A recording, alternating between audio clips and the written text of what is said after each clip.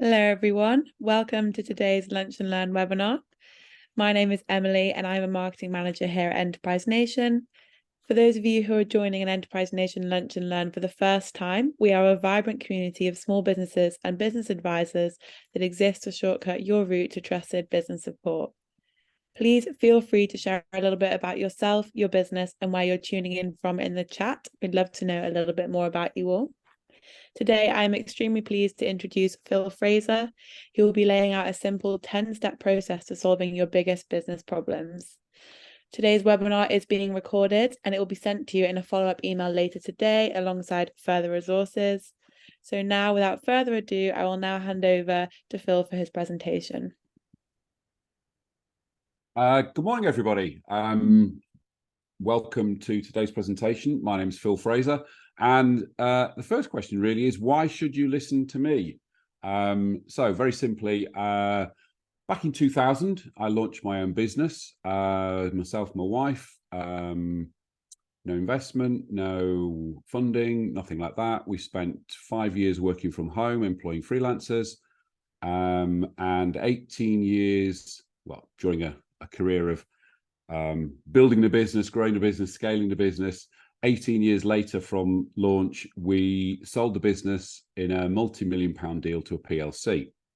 So I've traveled the whole entrepreneurial business journey from startup to growth to scale to sale.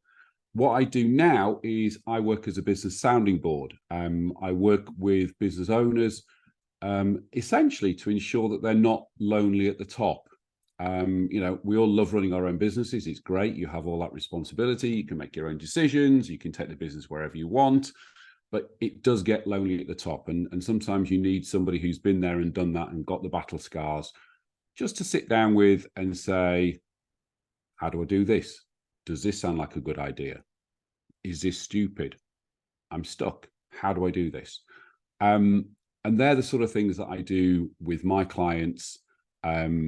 Sometimes on a weekly, sometimes on a monthly, sometimes on a fortnightly basis, really just being there to be an extra pair of ears and an extra pair of eyes. And before I continue, I've actually got a special offer for everybody. So I am offering one lucky person who's here today to win a free sounding board session with me. All you have to do is sign up to my newsletter. There's a short link there on the screen. So that's bit.ly/PhilF-EN. Sign up there. Everybody that signs up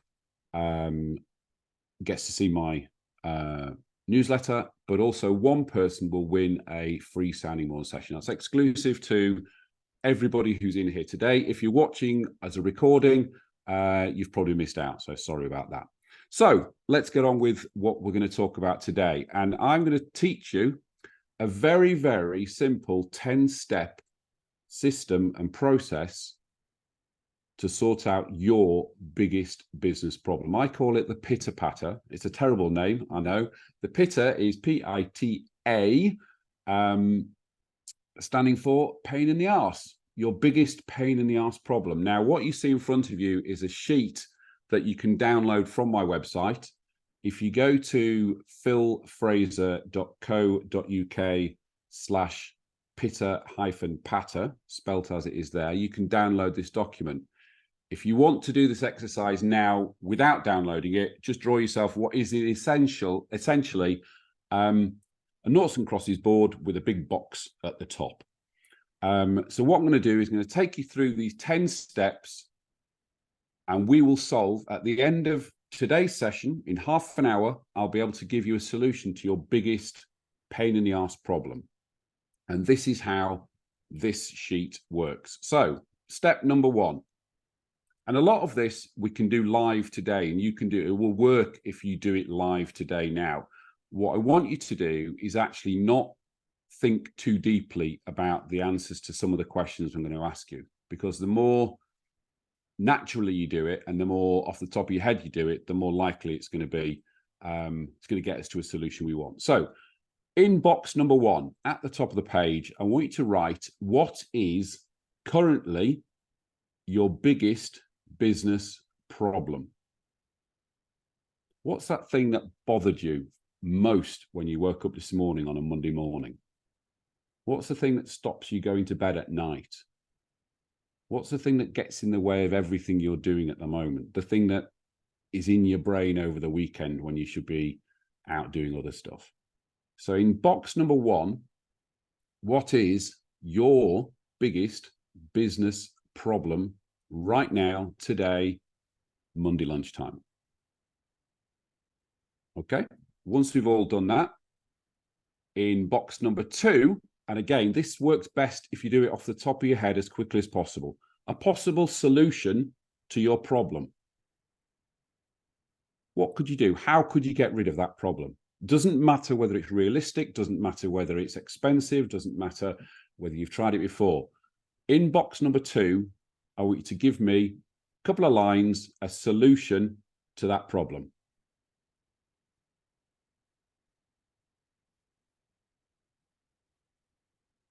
In box number 3, I want you to give me another solution to that problem. How else might you solve that problem? Might be able to throw some money at it. Maybe a quicker solution than number 2. Maybe a longer term solution than solution number 1 in box number 2. I need to clarify this numbering. It's a bit confusing. And then in box number 4, I want a third solution, a third possible solution to that big pain in the arse problem you've got in box number 1. So it'll be an alternative to option 1 and an alternative to option 2. And I hope you're all playing along at home. If you're writing these on bits of paper, you can do it linear. It works best in a box system like this. So we've now got in box number 1, your biggest problem. Box number 2 is one solution. Box number 3 is a second alternative. And box number 4 is a third alternative solution to that problem. Now, we're going to start getting a bit constructive here and a bit creative here. So in box number 5, I want you to give me 3 reasons why solution number 1 in box number 2 is a good idea. It's quick, it's easy, it's cheap. We've done it before. I can delegate it to somebody else. It could be all sorts of different reasons why solution number 1 in box number 2 is a good idea. And I only need 3. You don't need any more than 3 reasons why it's a good idea.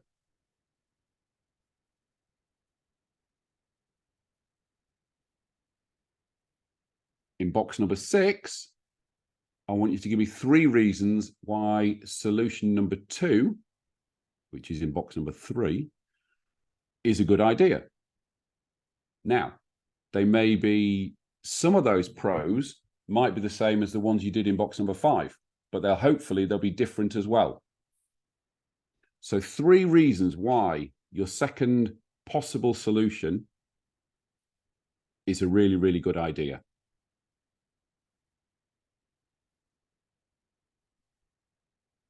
And then those of you who are smart will be able to work out what's in box number 7. Yep, that's 3 pros for your third potential solution. 3 reasons why solution number 3 is a really, really good idea. Again, some of those pros might be similar or the same to the ones you've got for the other 2 solutions, but hopefully they will be different. But 3 reasons why you can argue that potential solution number 3 is the right one to solve your business problem. So we've now got, in the first box, we've got your big pain in the arse business problem. You've got 3 potential solutions, and you've got 3 sets of reasons why each of those solutions might be a good idea. Then on the third line in our third line in our image in a box, I want you to give me 3 cons for why solution number 1, the solution that's in box number 2, why it's a bad idea, why it might not work. It's too expensive. It'll take too long. We've tried it before. I don't want to do it. I've seen other people fail at it.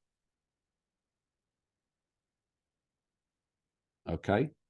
So we've now got 3 reasons why solution number 1 in box number 2 is not a very good idea.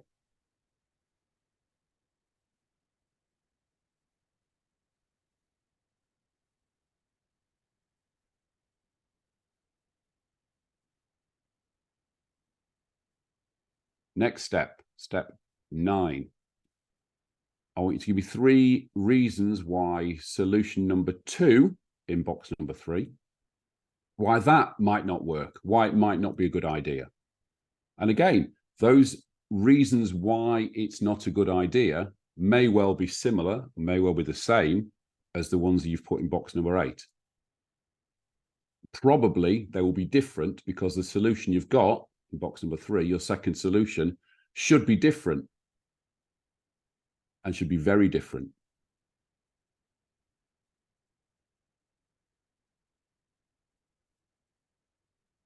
And then finally, I'm sure you can guess what's going to be in box number 10.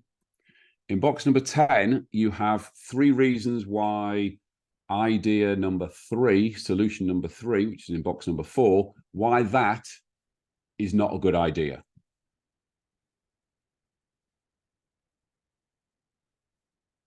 Three reasons why solution, potential solution number 3 in box number 4, why that is not a good idea. And I'll give you, I'm going to say a couple of minutes. I'll give you a bit of time to maybe fill out boxes 5, 6, and 7, 8, 9, and 10 if you're doing a little bit more thinking. But most of this should come off the top of the head quite quickly and quite easily. What we're trying not to do, we're trying not to overthink this. This is a simple process. It's a simple way of finding a solution to that big pain in the arse problem that we started the document with. Now, once we've done this, what we now have is 3 potential solutions to your business problem. And each of those solutions has a set of pros, like why we should do it, and a set of cons, why we might not do it, as a solution to our problem. And you've done that 3 times. You've got 3 solutions. Each have got 3 pros and 3 cons to it. And the next thing to do is now to make a decision. Which of those 3 solutions are you going to go with? And it should be quite clear, looking at what you've got on your piece of paper, it should be quite clear what your solution should be to that pain in the arse problem. And then very, very simply, the next stage is to go away and solve that problem, is actually put into place either solution number 2, solution number 3, or solution number 4. Now, I'm often asked a couple of questions about this process. The first question is, can it only be 3 solutions? And the answer is, of course not. It could be 4 solutions or 5 solutions, could be loads. But actually what you do when you're doing this process, and the beauty of this process, is the 3 solutions that usually come to mind, one of those 3 is more likely or most likely to be the right solution. Once you get into 4, 5, and 6, you're probably overthinking it, you're probably overcomplicating it, you're probably reaching out to solutions that may not be realistic. The next question I often get asked is, why are we only doing 3 pros and 3 cons? Surely there are more than 3 pros. Surely there are more than 3 cons to each of those solutions. And yes, there are. And you can go on, you can do 4, you can do 5, you can do 6 for each of them again. But by only leaving it or by only keeping it to 3 of each, you're actually picking the main reasons why and the main reasons why not you would use that potential solution to your problem. Yes, 4, 5, and 6 will add to the depth of reasoning behind why it's a good idea or why it's a bad idea. But actually, when you just pick 3, they're the 3 obvious ones. They're the 3 ones that really stick out. They're the 3 that really stand out, that actually will either make you go yes or make you go no. What I usually find is that once you get into 4, 5, and 6 in terms of pros, or 4, 5, and 6 in terms of cons, they're just cementing what you probably already think. And again, one of the questions I often get asked with this is, should I do this as a business owner? Should I do this on my own, or should I do this with my team? And the answer is, it's up to you. If you do this with a team, if you do this with your team or a department, you may well end up with more solutions. You may well end up with more pros, and you may well end up with more cons. And actually, that gives you a deeper understanding and a deeper thought process in actually solving that big business problem. The other thing that actually adds to it, if you do this with your team, is that actually you get buy-in from the team, because obviously they've contributed to trying to solve this problem. Conversely, this may be a problem you don't want to share with your team. It might be, one of the solutions to one of the problems might be, I have to sack somebody. And obviously you don't want that person to be involved in the decision as to what the solution is.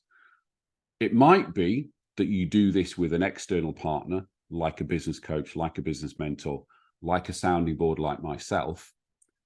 And that can contribute to this if you don't feel like you want to do this on your own. And one of the reasons one of the ways I came up with this system in the first place is this is what I tend to do with clients. I will sit and ask them, okay, give me 3 solutions to that problem. Why is that a good idea? Why is that a bad idea? And this is sort of the way I work with clients. And the final question I often get asked about this is this business wide, or can this be departmental? Well, actually, it can be everything, because if you solve your biggest business problem with this system and with this process, we all know in business, there'll be another one coming over the hill. So actually you can keep doing this. And it might be that you use this in different departments. So this might be the marketing team might have a problem, or the sales team might have a problem, or the logistics team might have a problem. And they can use this system to solve their problems as well. And what it tends to do with all of those is it gets people to take a step back, think objectively about the issue they have in hand. What is that PITA? What is that pain in the ass? What is that problem? And actually make some step back and think about it as, okay, rather than just complaining, we've got this problem, we're actually now focusing on finding a solution. And we've looked at 3 solutions and we've come up with this is the reason why. And it might be that you might have to sell this somewhere further up the chain or further down the chain. You can use this to explain to the team or explain to a boss why you've come up with this solution to this problem, because you've thought it through. We thought about this, we thought about this, we thought about this. This is why we didn't go down this route. This is why we're going down this route. So it can actually be there as ammunition when you're trying to explain your solution to your business problem. So I've pretty much rattled through that. I told you it was a very, very simple process. It's very logical, it's very objective, and it works because I've used it and I use it all the time. So we've got a little bit more time. I've probably got 10 minutes, got longer actually. So we've got time for questions. So who has the first question? Amazing. Thank you so much, Phil. That was really, really useful. I know that everyone's been scribbling notes as they're going along. The first question has come through from Hannah, who says she's finding it very hard to get traffic to her website. She's very active on social media, however, still finds it difficult to get people to review her products. What would be your advice for that? Oh, goodness me, that's not really on this topic. I'd go through this project, go through this process. I think with any type of marketing, it's taking that step back and going, okay, who's the target audience? What is the best way to get my message in front of that target audience?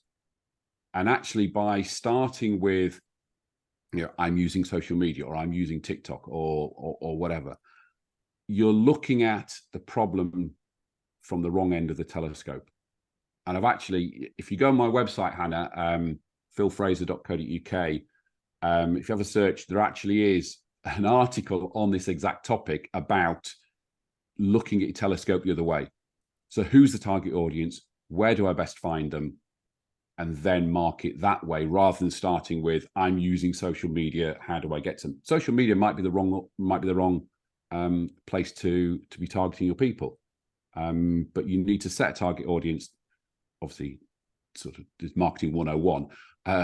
What you're going to tell them, and then how. The key is, how do you find? Where do you find those people? If you're selling a product, I don't know, for old age pensioners, social media isn't the answer. It's probably daytime TV. That's an extreme example. So just saying I'm using social media and then how do I do it is the wrong way around looking at it. Perfect. Thank you very much. Christina's just put in the chat, I can see that this process could work for all sorts of problem solving, whether in business or in daily life. This could be using it in your daytime as well as your business. Absolutely. It's a problem solving process. And yes, you could use it in your home life as well as business. Sit down with your kids and do it as a process with them. I'm sure they'll love doing it. Amazing. Matthew is asking, did you find out about this matrix from elsewhere, or did you come up with it yourself? And if so, was that through trial and error? I'll tell you how I came up with it, actually. A friend of mine, who's also a business coach, was talking about lead generation and using what you do, like a light version of what you do, as an example of what you do as a lead generator, to then tell people how to do things. And this is, as I said in the talk, this is how I tend to look at problems with clients. Is they'll come to me and say, Phil, I've got this problem. And I go, okay, what's your possible solution? And I go, oh, well, I could do this, and I could do this, and could do this. I go, okay, why is that a good idea? Why is that a bad idea? And this is how I solved it. This is putting my thought process on paper. So yeah, it's all mine. You won't find it anywhere else. Amazing. I'm actually just popping the link of on your website, the link to the matrix in the chat so that everyone can find it and download it. Yeah, absolutely. So it's philfraser.co.uk/PITA Patter. And don't forget the free offer that I put at the start, which is bit.ly/philf-en. And everybody who fills that in gets my free newsletter, which is full of lots of brilliant ideas from me. And you could win a free session with me. Amazing. Thank you very much. We've got one more question from Fifi, who says, I have a good seasonal business, but want it to be more year round. Is it best to rebrand? Sorry, say that again. I have a good seasonal business, but want it to be more year round. Is it best to rebrand? If it's a seasonal business, I wouldn't have thought rebranding gives you a solution to the fact that it's seasonal. What you might want to do is either, I don't know, let's say, I don't know, you make fireworks. So obviously November's your busiest time, or you make, I don't know, Christmas gifts. So you've got 3-month window. Either try and find a new audience for the same product. So obviously people now sell fireworks to celebrate lots and lots of things. So it's not just bonfire night. Or find another product that then is also seasonal, but is seasonal during your down months. So maybe sell, fireworks is a poor example, but if you sell fireworks in November, I don't know, sell swimming costumes because people buy them in spring and summer. So I'm not sure how a rebrand could make any difference to a seasonal product if it's seasonal. Yeah, that's a very good point. I feel like you have to almost diversify the products you have rather than rebranding Yeah. your whole offering. Next question. Hi Phil, I have two solutions. One has a large cost but little risk. The other is low cost but bigger risk. What would you recommend? Um, well, you've just got to look at your three pros and your three cons and go with one of them, because that's what you're doing. You're looking at them and going, okay, I've got two solutions. These are the reasons to do them. These are the reasons not to do them. Step 11, box number 11 is, and it's another thing I talk about a lot, is JFDI. You've got to make a decision and go one or the other if you've only got two. You can't not making a decision and not attacking the solution is the absolute worst thing to do. Yes, definitely. Thank you. And Robert says, quick answers will be based on subconscious gut feelings. How would you get deeper into the root cause of the problem? Well, there's a couple of things there. Number one, I am trying to do this off gut feeling, because you're the expert in your business. Trust your gut feeling in your business, because you're usually right. The second thing is, what we're not doing in this process, and maybe we should, is actually we're not looking at the cause of the problem. We're actually looking at the solution. Now, looking at the cause of the problem is a different process and a different exercise. You might part of your solutions may be solving the source of the problem, but what this process is not doing is looking at the source of the problem. That's a different exercise. Perfect, thank you. Jacqueline's just asked, she missed the link for your offer. Would you mind sharing it again? It's www.bit.ly bit.ly/Phil-F-EN. Perfect, thank you very much. Do you want to type that in the? I just typed that in the chat for anyone that needs it. Let me just double check, because I had it written down here. Don't want to give you the wrong one.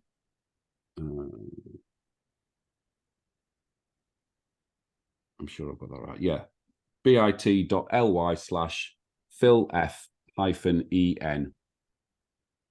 I've done it as a capital P and a capital F, a capital E and a capital N. I don't know whether it's case sensitive. Maybe somebody will tell us. I'm just checking that it's working now. That says not found. Would you be able to copy it into the chat? Yeah. Just one second. I've not had my chat open, so if I've not answered anybody in chat, apologies. Someone called Patrick very helpfully popped it in the chat earlier for everyone, and that one works. So, oh, right, okay. Hang on. Thank you so much, Patrick. Hang on, I'll put it in as well. There